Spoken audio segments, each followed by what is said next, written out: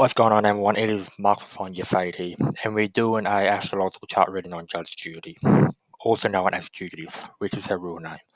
Now, unfortunately, I could not get a birth time, so that means I could not get the ascendant or the houses. But there are still some things I can work with that is really accurate to who she is. So without the ascendant, we can't get how she externally projects herself. I can also not get the houses, which is the focus on life. But that's okay, we still got some stuff to work with here. So this video may or may not be as long as the other ones, since we have a lot less to work with, but I'm going to get right into it now. So the first thing I do see there, she's not just a Libra, she has a Mercury, how she communicates, Venus, how she shows love, and Mars, her drive, all in Libra. So this basically means that she has a strong sense of fairness, a sharp wit, and a non-nonsense approach. So the stereotype is that Libras avoid confrontation. That is not completely true. It really depends. If a Libra actually believes in something or believes something needs to be brought to justice, they are going to say it. Now, it's not a in-your-face type of directness like Aries or Sagittarius is. It's more like a diplomatic type of directness.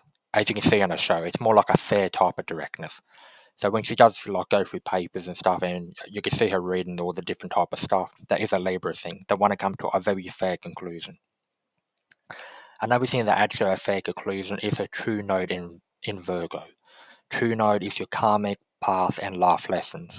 So she, in her life, especially at her age, she's already mastered all these traits. So she learns to be very analytical, practical, and learn to have a no bullshit approach pretty much. They also learn to make well-structured decisions. So the true node are the traits that you have to learn in this life, and it forces you to learn these type of things in your lifetime.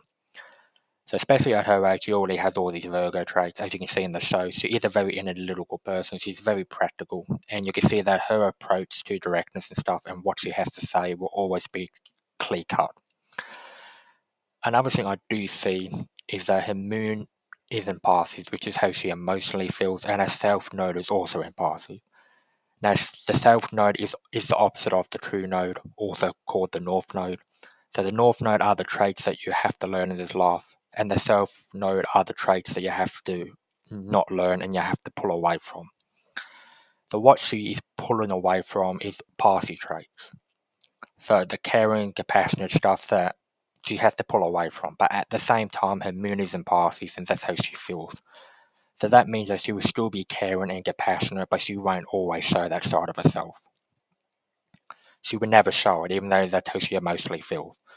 So as you can see, when it comes to kids and stuff, you do see that at the side, but when it comes to adults and stuff, you'll never see it. That is the self node telling her not to be that way, even though she might feel that way.